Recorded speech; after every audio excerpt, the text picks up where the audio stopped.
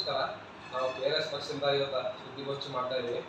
ಇಲ್ಲಿ ಮಧ್ಯದಲ್ಲಿ ಇರ್ತಕ್ಕಂಥವ್ರು ಹೊಸಪ್ರಭುದೇವ KRS ಜಿಲ್ಲಾ ಉಪಾಧ್ಯಕ್ಷರು, ಸೈನಿಕರು ರಮೇಶ್ ನಾಯಕ್ ಮತ್ತು ನಾವು ಕೂಡ KRS ಸೈನಿಕರಾಗಿ ಮಾನವೀಯ ತಾಲೂಕಲ್ಲಿ ವರ್ಕ್ ಮಾಡ್ತಾ ಇದ್ದೀವಿ.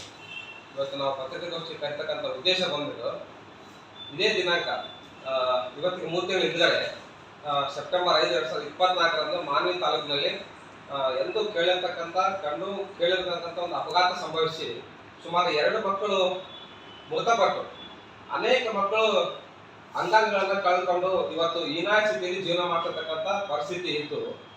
ಆ ಘಟನೆಗೆ ಸಂಬಂಧಪಟ್ಟಂತೆ ನಾವು ಸುಮಾರು ಸಚಿವರುಗಳಿಗೆ ಮತ್ತು ಇಲಾಖೆ ಅಧಿಕಾರಿಗಳಿಗೆ ದೂರು ಸಲ್ಲಿಸಿದ್ರು ಕೂಡ ಯಾವುದೇ ಇವತ್ತು ಕ್ರಮ ಆಗಿಲ್ಲ.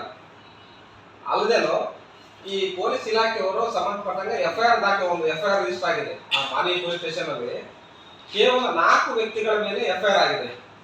ಒಂದು ಮಾದೇವಪ್ಪ ಅಂತೇಳಿ KSR ಡ್ರೈವರು, ಒಂದು ಆಫೀಸರ್ BWD ಮತ್ತು KNSL ಆಫೀಸರ್ ಮತ್ತು ಕಾಂಟ್ರಾಕ್ಟರ್ ಮೇಲೆ ಮಾತ್ರ FIR 4 ಜನರ ಮೇಲೆ FIR ಮಾಡಿದ್ದಾರೆ ಅದೇ ದಿನಾಂಕದಂದು.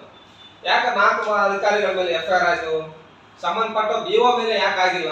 ಸಂಬಂಧಪಟ್ಟ ಶಿಕ್ಷಣ ಸಂಸ್ಥೆ ಮೇಲೆ, ಗೌರವ ಶಿಕ್ಷಣ ಸಂಸ್ಥೆ ಮೇಲೆ ಯಾಕೆ FIR ಆಗಿಲ್ಲ? RTO ಇಲಾಖೆ ವೈಫಲ್ಯ ಕೂಡ ಐತೆ ಇದರಲ್ಲಿ, ಅವ್ರ ಮೇಲೆ ಯಾಕೆ FIR ಆಗಿಲ್ಲ? ಮತ್ತು ಪೊಲೀಸ್ ಇಲಾಖೆ ವೈಫಲ್ಯ ಕೂಡ ಐತೆ.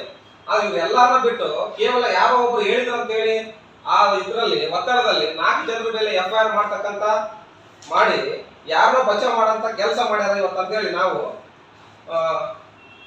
ಉಪನಿರ್ದೇಶಕರು ಶಿಕ್ಷಣ ಇಲಾಖೆ ಅವರಿಗೆ ಒಂದು ಮನವಿ ಕೊಡ್ತೀವಿ. BO ಅವ್ರನ್ನ ಅಮಾನತು ಮಾಡ್ರಿ ಅಂತ ಹೇಳಿ. ಯಾಕೆ ಅಮಾನತು ಮಾಡ್ರಿ ಅಂತ ಹೇಳ್ತೀವಿ ಅಂತಂದ್ರೆ ನಾವು ಸ್ಪಷ್ಟವಾಗಿ ನಾವು ನಿಮ್ಗೆ ತಿಳಿಸ್ತೀನಿ. ನಾನೇನ್ ಮಾಡ್ತೀನಿ, ದಿನಾಂಕ 30/9/2024 ಒಂದು ಅರ್ಜಿ ಕೊಡ್ತೀನಿ ಶಿಕ್ಷಣ ಸಂಸ್ಥೆಗೆ, ಇವರಿಗೆ ಯಾರಿಗೆ BO ಅವರಿಗೆ ಸ್ಕೂಲ್ ಕ್ಯಾಪ್ ಸೇಫ್ಟಿ ಕಮಿಟಿ ಮಾಡಿರ್ತಕ್ಕಂಥ ವರದಿ ಕೊಡ್ರಿ ಅಂತ ಹೇಳಿ 2019-22 ವರದಿ ಕೊಡ್ರಿ ಅಂತ ಕೇಳ್ತೀನಿ.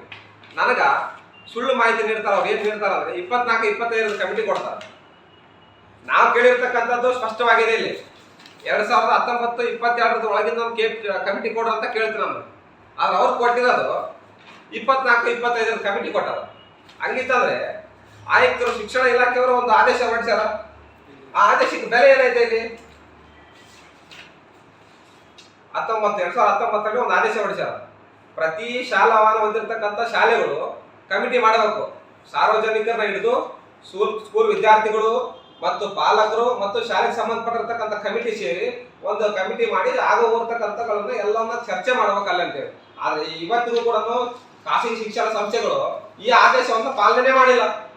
ಅಂದ್ರೆ ಇಲ್ಲಿ BO ಅವರು ಕರ್ತವ್ಯ ಲೋಪ ಸ್ಪಷ್ಟವಾಗಿ ಕಾಣ್ತದ. BO ಅವರು ಕರ್ತವ್ಯ ಲೋಪ ಮಾಡ್ಯಾರ. ಹಂಗಾಗಿ ನಾವು ಅವ್ರನ್ನ ಅಮಾನತು ಮಾಡ್ದ ಅಂತ ಹೇಳಿ ನಾವು ಮಾನ್ಯ ಉಪನಿರ್ದೇಶಕರು ಸಾರ್ವಜನಿಕ ಶಿಕ್ಷಣ ಇಲಾಖೆ, ಶಾಲಾ ಶಿಕ್ಷಣ ಇಲಾಖೆ ರಾಯಚೂರು ಅವರಿಗೆ ದೂರು ಕೊಟ್ಟಿವಿ. ಒಂದು ವೇಳೆ ಅವ್ರನ್ನ ಅಮಾನತು ಮಾಡಿಲ್ಲ ಅಂತಂದ್ರೆ ಅಥವಾ ಶಾಲಾ ಶಿಕ್ಷಣ ಸಂಸ್ಥೆಗಳು ಯಾರು ಲೋಯರ ಶಿಕ್ಷಣ ಸಂಸ್ಥೆ ಮತ್ತೆ ಸಾರಿಗೆ ಇಲಾಖೆ ಮತ್ತು ಪೊಲೀಸ್ ಇಲಾಖೆ ಮೇಲೆ ಏನಾದರೂ ಕ್ರಮ ಆಗಿಲ್ಲ ಅಂತಂದ್ರೆ ನಾವು ಮುಂದಿನ ದಿನಗಳಲ್ಲಿ ಕಾನೂನು ಹೋರಾಟ ಮಾಡ್ತೀವಿ ನಮ್ಮ KRS ಪಕ್ಷ ವತಿಯಿಂದ ಅಂತ ಹೇಳಿ ನಾವು ಈ ಮೂಲಕ ಹೇಳ್ತೀವಿ. ನಮಸ್ಕಾರ. ಅದೇ ರೀತಿಯಾಗಿ ನಾವು ಈ ಏನು ಶಾಲಾ ವಾಹನ ಅಪಘಾತ ಆಗಿ ದಾರುಣ ಸಾವಾಯಿತು, ಹಲವಾರು ಮಕ್ಕಳು ಅಂಗಾಂಗಗಳು ಕಟ್ ಮಾಡ್ಕೊಂಡು ಇವತ್ತಿಗೂ ಕೂಡ ಹೀನಾಯ ಸ್ಥಿತಿಯಲ್ಲಿ ಜೀವನ ಮಾಡ್ತಿದ್ದಾರೆ.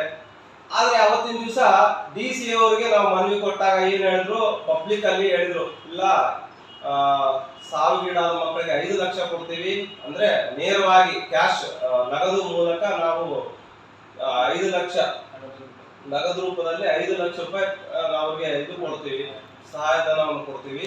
ಅಥವಾ ಅಂಗಾಂಗ ಕಟ್ಟಾಗಿರುವಂತ ಮಕ್ಕಳಿಗೆ, ಇನ್ನು ಜೀವಂತ ಇದ್ದು ಮಕ್ಕಳಿಗೆ 3 ಲಕ್ಷ ರೂಪಾಯಿನ ಸಹಾಯಧನವನ್ನು ಹಣದ ರೂಪದಲ್ಲಿ ನಗದು ರೂಪದಲ್ಲಿ ಕೊಡ್ತೀವಿ ಅಂತ ಸಾರ್ವಜನಿಕರ ಮುಂದೆನೆ ನಾವು ರಸ್ತೆಯಲ್ಲಿ ಇದು ಮಾಡ್ಬೇಕಾದ್ರೆ ಅಲ್ಲೇ ಆ ಸ್ಥಳದಲ್ಲೇ ಬಂದು ಅವರು ಹೇಳಿದ್ರು. ಇವತ್ತಿನವರೆಗೂ ಯಾರಿಗೂ ಒಂದಿಬ್ರಿಗೆ ಮಾತ್ರ ಅಮೌಂಟ್ ಕೊಟ್ಟಿರ್ಬೋದು, ಉಳಿದವ್ರಿಗೆ ಯಾರಿಗೂ ದುಡ್ಡೇ ಮುಟ್ಟಿಲ್ಲ. ಸಹಾಯಧನ ಅಂತ ಪಬ್ಲಿಕ್ ಅಲ್ಲಿ ಹೇಳಿದ್ರು DC ಅವರು, ಇವತ್ತಿನವರೆಗೂ ಇದು ಮಾಡಿಲ್ಲ. ಆಮೇಲೆ ನಾವು DC ಅವರಿಗೆ AC ಅವರಿಗೆ ಕೂಡ ನಾವು ಬಹಳಷ್ಟು ಮನವಿ ಕೊಡ್ತೀವಿ. ಪ್ರಾದೇಶಿಕ ಸಾರಿಗೆ ಇಲಾಖೆ RTOದವರು ಕೂಡ ನಾವು ಒಂದು ಮನವಿ ಕೊಡ್ತೀವಿ ಸರ್.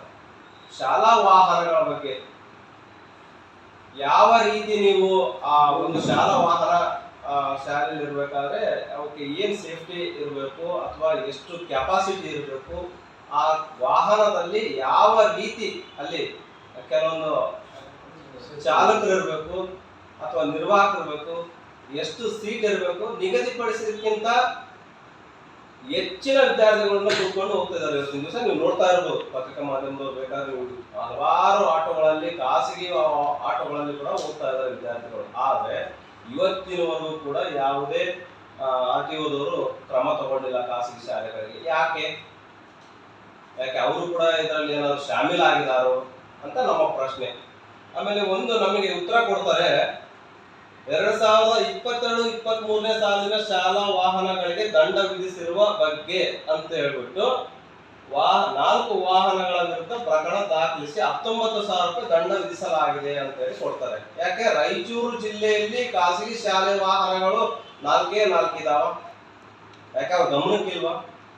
ಸಾರಿಗೆ ಇಲಾಖೆ ಇದೆಯೋ ಅಥವಾ ಇಲ್ವೋ? RTO ಕಚೇರಿ ಇದೆ, ಅಧಿಕಾರಿಗಳು ಇದಾರೋ ಅಥವಾ ಮಲ್ಕೊಂಡಿದ್ದಾರೋ? ನಾವೇ ಬಡದ ಎದುರಿಸಬೇಕಾಗಿದೆ ಎಲ್ಲ ಅಧಿಕಾರಿಗಳನ್ನು ಇವತ್ತು KRS ಪಕ್ಷದವರು. ದಯವಿಟ್ಟು ನಮ್ಮ ಮನವಿಗೆ ಸ್ಪಂದಿಸಿ. ಇನ್ನು ಮುಂದೆ ಕೂಡ ನಮ್ಮ ಉದ್ದೇಶ ಇಷ್ಟೇ, ಮುಂದೆ ಆಗುವ ಅನಾಹುತಕ್ಕೆ ದಯವಿಟ್ಟು ನಿಮ್ಮನ್ನ ಎಚ್ಚರಿಸ್ತಾ ಇದೀವಿ ಅಧಿಕಾರಿಗಳಿಗೆ.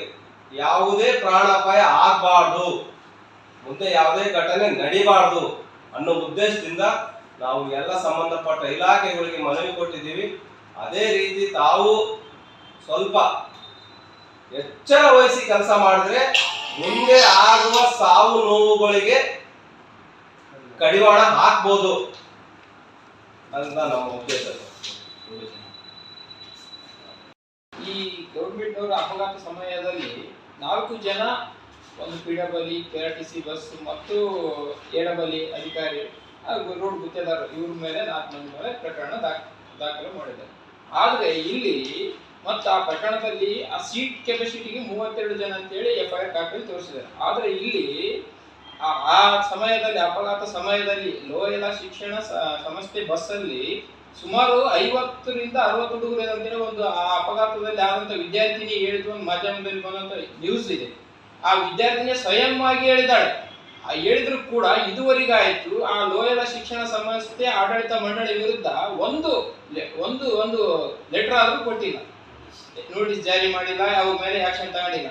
ಅಂದ್ರೆ ಅವ್ರಿಗೆ ಏನು ತಪ್ಪಿಲ್ಲ, ಇವ್ರದೇ ತಪ್ಪು, ರೋಡಿನವ್ರದೇ ತಪ್ಪು, ಬಸ್ಸಿನವ್ರದೇ ತಪ್ಪು ಅಂತೇಳಿ ಈ ಏನು ಖಾಸಗಿ ಶಿಕ್ಷಣ ಸಂಸ್ಥೆ ಐತಲ್ಲ, ₹1 ಫೀಸ್ ಕೂಡ ಬಡ ಜನ ಇರ್ಲಿ ಯಾರೇ ಇರ್ಲಿ ಅವ್ರಿಗೆ ಫೀಸ್ ಅಲ್ಲಿ ಆಗ್ಲಿ ಯಾವುದ್ರಲ್ಲಿ ಆಗ್ಲಿ ವ್ಯತ್ಯಾಸ ಮಾಡೋದಿಲ್ಲ. ಇಂತೆಲ್ಲ ರೂಲ್ಸ್ ರೆಗ್ಯುಲೇಷನ್ ಫಾಲೋ ಮಾಡಂತೆ ಒತ್ತಾಯವಾಗಿ ಹೇಳ್ತಾರೆ. ಆದ್ರೆ ಇವರೇ ಫಾಲೋ ಮಾಡಿಲ್ಲ. ಅವ್ರದ್ದು ನಿರ್ಲಕ್ಷ್ಯ ಐತೆ.